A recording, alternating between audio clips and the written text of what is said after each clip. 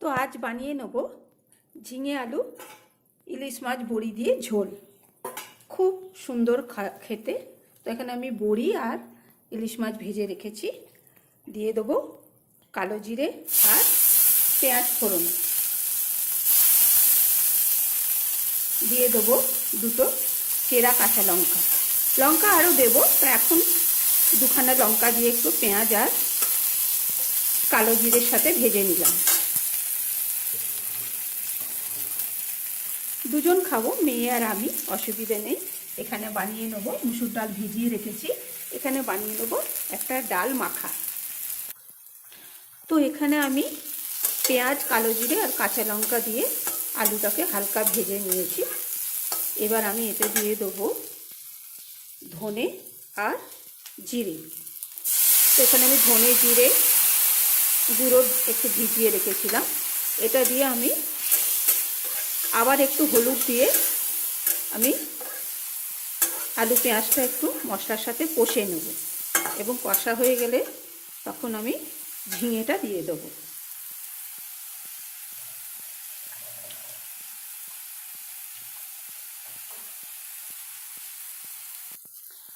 এখানে আমার জিরে ধনে বাটার সাথে আলু পেঁয়াজ কালো জিরে কাঁচা লঙ্কা দিয়ে ভালো করে কষা হয়ে গেছে। এবার আমি ঝিঙেটা দিয়ে দেবো। আমাদের বয়স্কর মানুষরা অনেকেই সর্ষে দিয়ে বা ভাপা ইলিশ অনেক সময় খেতে অসুবিধে হয় শারীরিক প্রবলেম থাকলে, কিন্তু এই ঝিঙে দিয়ে আলু দিয়ে যদি ইলিশ মাছের ঝোল করে দেওয়া হয় বড়ি দিয়ে, দারুণ স্বাদ হয়। আর কিন্তু খেতে খুব ভালো লাগে, অনেকটা ভাতও খাওয়া যায়।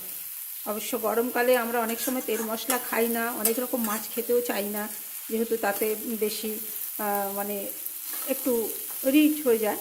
কিন্তু সেই অনুযায়ী যদি আমরা এইভাবে এই মাছগুলো খাই, অনেক মাছ করা যায়, অনেক রকমই মাছ করা যায়। তো তাতে সবার খাওয়াটাও ভালো হয়, পেটটাও ঠান্ডা থাকে। তো আমি এখন ঝিঙেটা ভেজে নেবো ঢাকা দিয়ে দিয়ে আলুর সাথে, যাতে ঝিঙের জলটা ভালোভাবে শুকিয়ে যায়। তো এখানে আমার আলুর সাথে একদম ঝিঙে ভাজা হয়ে গেছে। এবার আমি এতে দিয়ে দেবো নুন আর অল্প কুচনো টমেটো। তো আমি আলু ভাজার সময় নুন হলুদ দিয়ে একটু ভেজেছিলাম, তাই আমি যতটা এতে ঝোল রাখবো সেই অনুযায়ী আমি নুন দেব।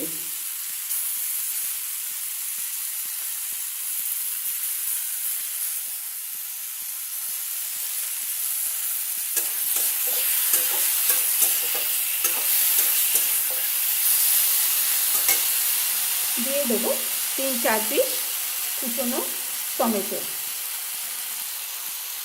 টমেটোটা আমি ভাজবো না, শুধু একটু নেড়ে জল দিয়ে দেবো, যাতে এর কাঁচা গন্ধটা না থাকে।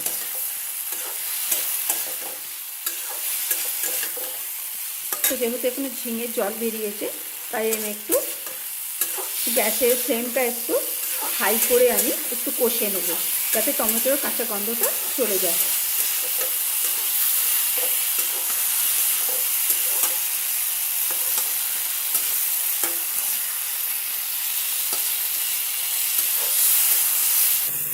তো একদম ঝিঙে মশলার সাথে কষা হয়ে গেছে। এবার আমি এতে দিয়ে দেবো জল। জলটা আমি নিজের আন্দাজ মতো দেবো, যতটা ঝোল রাখবো সেই অনুযায়ী আমি জলটা দেব। তো দিয়ে দিলাম জল। দুজন খাবো সেহেতু বেশি জল দেওয়ার দরকার নেই। সাথে আর এক রকম আইটেম আছে।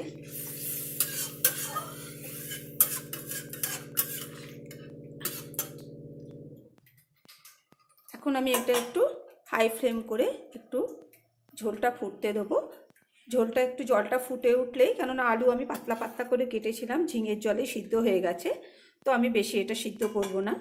এরপরে আমি ইলিশ মাছ বড়ি আর এই কাঁচা লঙ্কাটা দিয়ে দেবো সিদ্ধ হওয়ার জন্যে।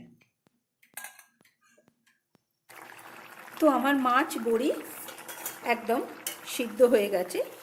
আমি মাখা মাখাই করেছি, যেহেতু দুজনেই খাবো, বেশি ঝোল দরকার নেই।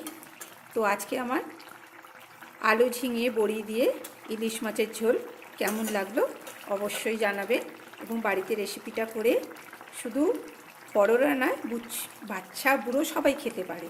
Thank you.